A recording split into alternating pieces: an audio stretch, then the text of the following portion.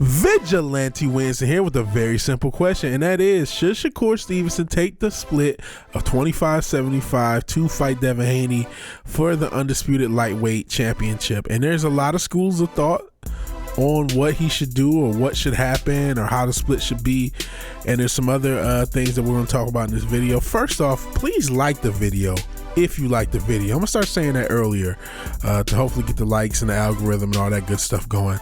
So as far as what he should do or what he shouldn't do, I think to me the bigger issue is the modern boxing thing of we should get the negotiations in the public.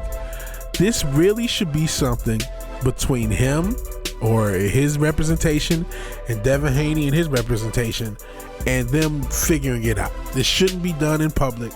They should enter negotiations in good faith for the fight and get this fight done. Now, as far as the percentages go, as much as I like Shakur, as much as I actually would favor Shakur in this fight, Devin is the champion. Neither one of the guys are actually the biggest commercial draws, and technically Devin, even though the pay-per-view with him and Loma didn't really sell that well, he still has pay-per-view experience. That was a big fight. I think he would have made a lot of money if he had done a rematch there. I think the second pay-per-view would have sold at least $500,000 if they did it, but that's neither here nor there. Is 75-25 fair? No, but Devin Haney himself had to go to Australia to fight Kambosos twice and take a bad cut to do it so he could get the title. He probably feels some sort of way about that and want to give Shakur a little bit of that action. Plus he probably does have some fear for Shakur. I mean, we saw him kind of run out of the ring at the end of the Loma fight, so there's probably some of that. And I think that's why I said something about good faith. To just offer someone 25% and then not return, which is what is alleged, that is kind of like, okay, you just sent this offer to kind of lowball them and then say that you offered it to him. That said, we saw Usyk take Tyson Fury's 30% in the negotiation for the undisputed championship at heavyweight. Now, it obviously fell through because Tyson Fury is such a duck, but there's something to be said about just taking a lowball offer and saying, you know what, if that's what I'm going to get, that's what it is. And maybe that is what ultimately happens. Maybe he just says, you know what, if I'm not going to get a better offer, even though I know my worth, I know my value, there's more value to be made by taking this fight, winning this fight, and being a star. I hope more people can take the example of Ryan Garcia and Tank. Ryan Garcia has not lost commercial value even though he lost the fight. He is still somebody that people will pay to go see, and people will pay his pay-per-views if he has a future one, when he has a future one. He still has some cachet even though he lost.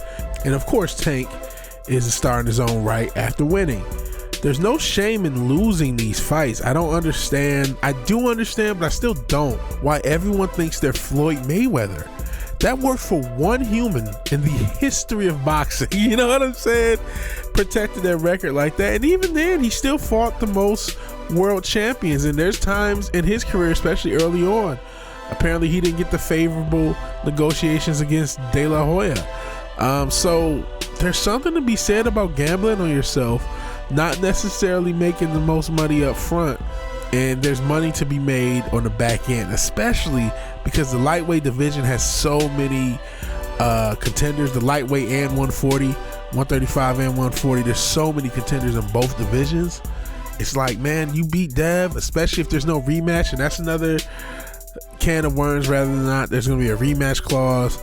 And I guess there is some other things he can do as far as, trying to pull a mandatory card or something like that. But all that notwithstanding, man, if you beat Dev and you become, the holder of the rings of power, so to speak, man, especially if you go into a fight with Tank, that's a lot of money. You know what I'm saying?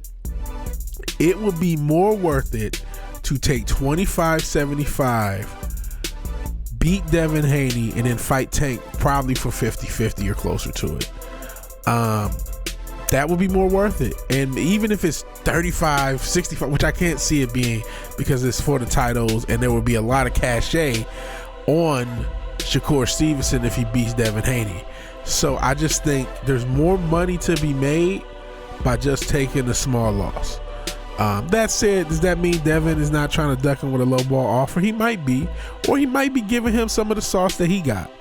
We'll see. But again, I gotta at this point again, I don't think we should be knowing about these negotiations. I think a lot of this stuff should be done in private. I wish we had that old boxing era, but hey, I guess at least it gives me content. So it is what it is. So again, I don't begrudge Shakur for not taking it, but I think he really should. I think there's more money to be made if he does. But what do you think? If you like the video, please like the video. If you're so obliged to share, subscribe, please do that. And even if you do none of these things, thank you for watching. Thank you for your time. Good night and God bless. Talk to you guys later. Peace.